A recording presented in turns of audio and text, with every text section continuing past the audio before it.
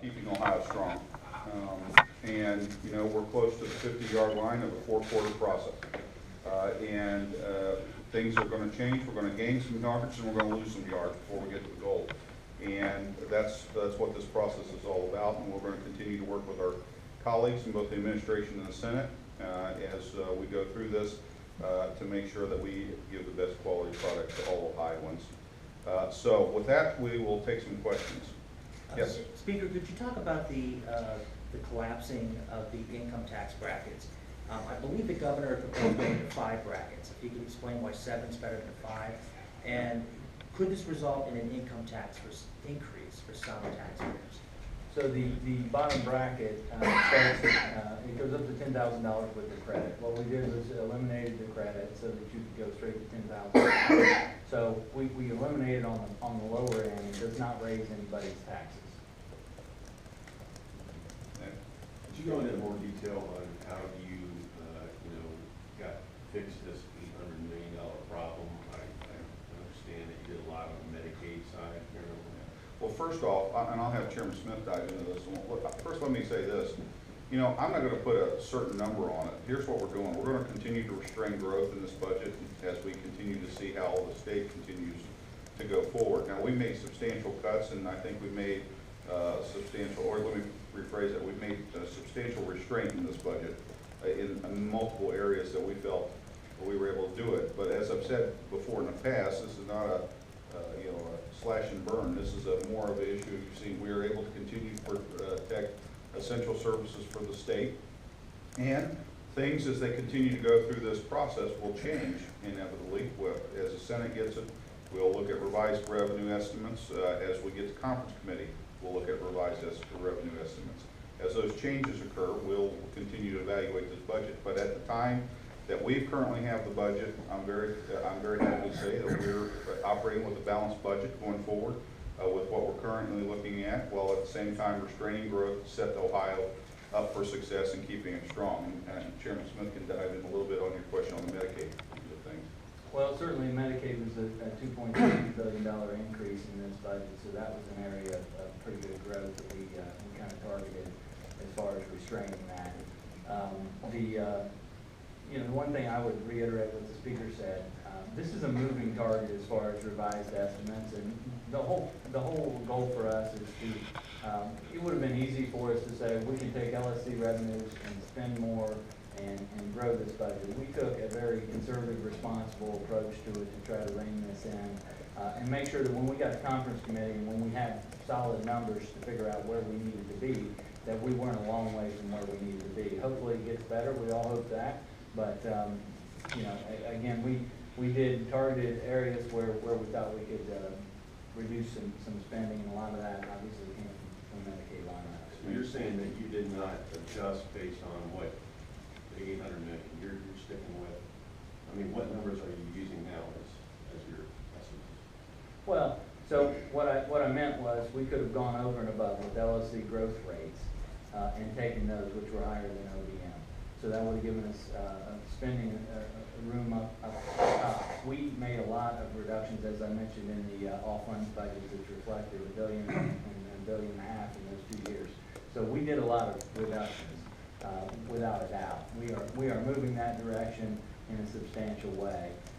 But we didn't have a number we were focused on, per se, because we need to get the conference committee where we have actual revised estimates rather than just guesses as to where we might be. When you say $1.5 billion in 2 years, though, that's not a net number. No, well, yes, that's an overall all-fund spending. Goes down $1.5 $1.5 billion. billion in 19, and it's almost $1 billion in 18. What's your total number for all funds and what's your total number for general fund? I have the all funds number in 18 is $66,158,000,000. In 19 is $67,051,000,000. I do not have GRF from that offhand. And do you do anything in this budget with sales tax, rates on cigarettes, other tobacco products, vaping, or alcohol? Is all that gone? That is all removed. Is there cost savings to what is the cost savings of the board consolidation? Bill? We don't anticipate cost savings because the boards are all funded with licensing fees. So there will not be a cost savings, but what there will be is the ability to cross-train staff assigned to each of those boards that is being consolidated, so that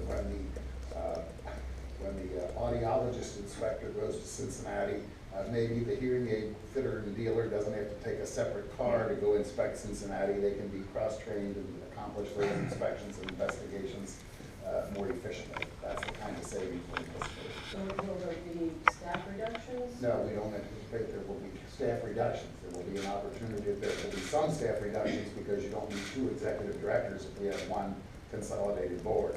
But there will not be staff reductions. We're going to try to cross-train the staff so that the Vision Professionals Board will operate to supervise all vision professionals. The Hearing Professionals Board, same thing. And there'll be some efficiencies there.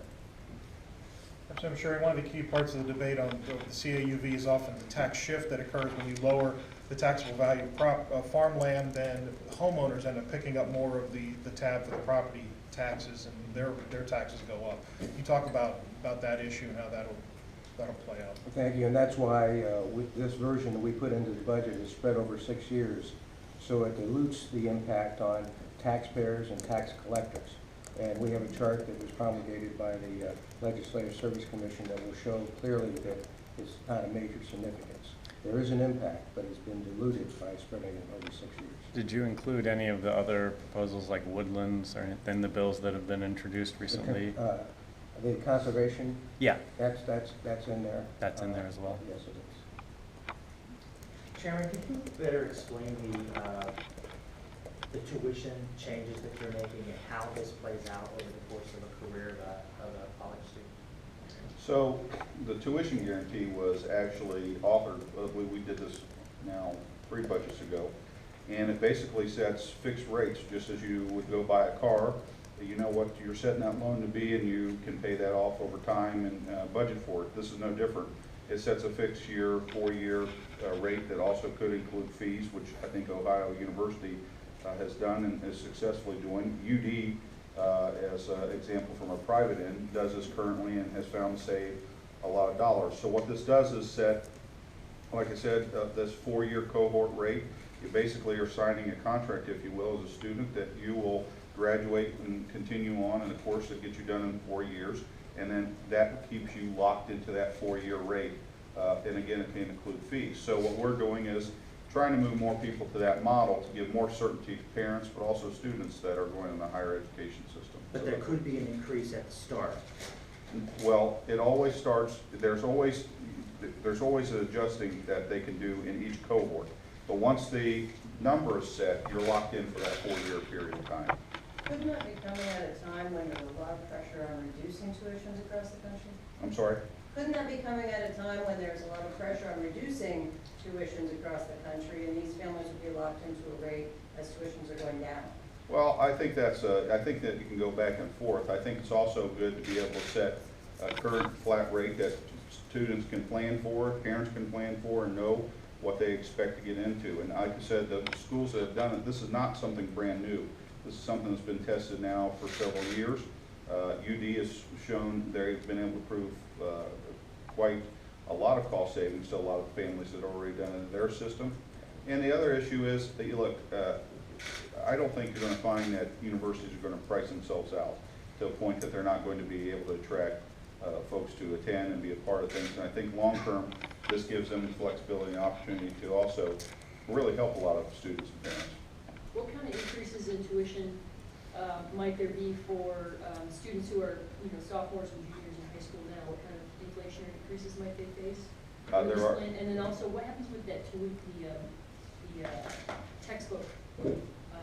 Make the universities pay the textbooks. The textbook plan's out of the current budget, and this, of course, would have to, be phased in. And quite frankly, I don't know that a sophomore.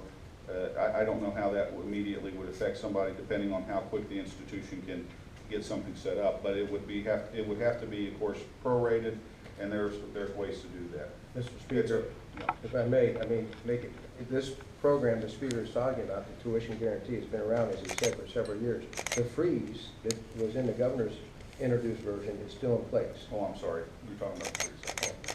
Okay, but I'm just saying, I thought one of you guys said that there could be inflationary increases.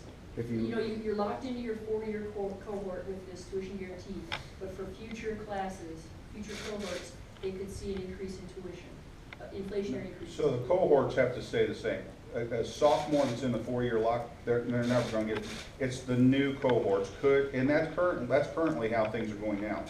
It's currently operating that way. Schools can come in and adjust for inflationary increases now with the part of the plan. and it's at the discretion of the four-year higher education institution.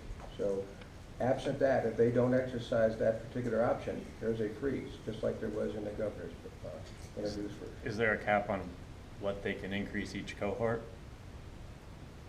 There's a formula, and we've made some adjustments to that, but at least the way I remember it, there is some input from the chancellor's office. Right, it has to be, And, well, the plan has to be approved by the board of regents, chancellor.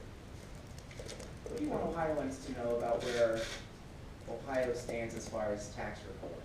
So if we're not pushing for a bigger income tax cut this year or next year, is it still something that you'd like to see down the road and this just isn't the time?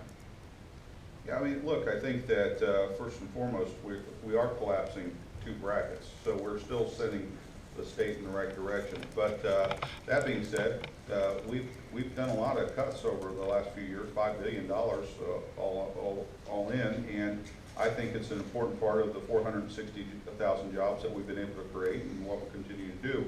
Right now, our continued focus is to continue to help that job creation, and that's what we're doing in this budget. Now, are we cutting taxes in a huge amount? No, but ideally, over time, the continued amount of dollars we can put in other people's pockets to continue to make entrepreneurs and grow jobs, I think is a good thing. So, but this is a time to focus on restraint, continue to strengthen the foundation of the state so those jobs can continue to be created in our current climate. Does the House budget address graduation requirements, e-schools, or charter sponsor reviews?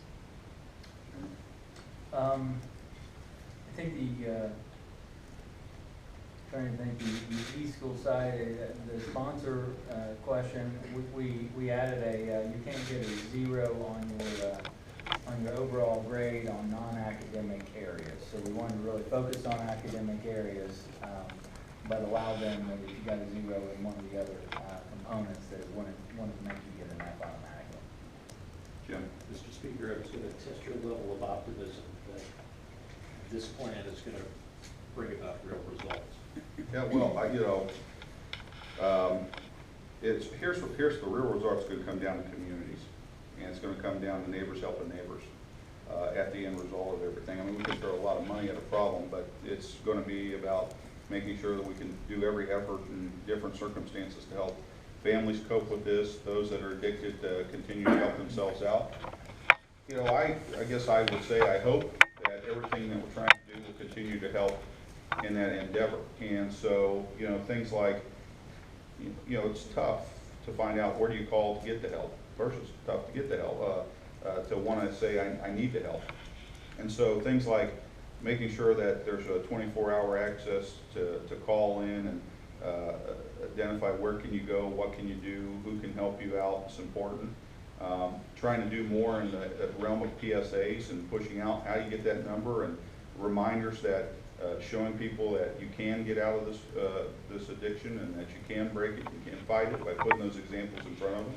Increasing the ability to get law enforcement officers out and incentivizing them to help do things like through Let's Start Coffee. Ensuring that we continue to make sure the treatment options are out there, the drug courts that have been working, in my opinion, and then also expanding access to things like drugs like Vivitrol that are non-opioid basis. I think ultimately these things make a huge impact. But no dollar amount, in my opinion, really equates to the amount of help that we can do for each other in our communities, in our schools, by continuing to talk about these issues, by putting our arm around folks that are addicted, that not only through drugs, but many other addictions that people face every day.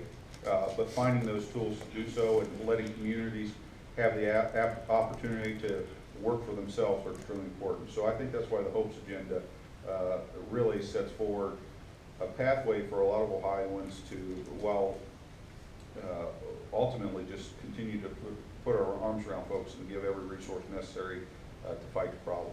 With the K-12 program, you said that you're sticking largely with what the governor proposed using that AEM student population number. So do you have a percentage of how many schools would see less money? I mean, you gave a real detailed outline of the whole. Yeah, I haven't looked at the overall runs to know the percentages. I certainly, because of the $40 million investment and tweaking a few adjustments, I think for the most part, you'll see most schools make a small improvement compared to what we have in the governor's plan. But frankly, $40 million over 612 schools doesn't spread very far, so it's nothing that's going to blow people away. And the budgets for the past several years since I've lived here, you guys have really prioritized not cutting money to any schools, in large part because of schools have to make a decision about what to do with less money, levies, that sort of thing. What I guess is your message to schools? Can communities take more levies, do you think? Other things like these, Well, our message to them is, well, if you look at this budget, most line items are going down. This is one of the ones that is going up, and it's the second largest investment we made in a challenging budget. So while there are some schools that are going down for a variety of reasons, we feel like we made it a priority in order to hold them as harmless as possible. One thing I think is important to mention, that certainly Chairman Smith and others have much more experience and expertise on this, but student population is dropping all across the state, and that's the major driver of the reduction in the allocations to the respective schools. Thank you all very much. Again, appreciate Chairman Smith and his team and all our vice chairmen, committee chairs, Point and all our members. Again, it'll be a very fun and interesting week, I'm sure, so I'll stay tuned. So thank you all.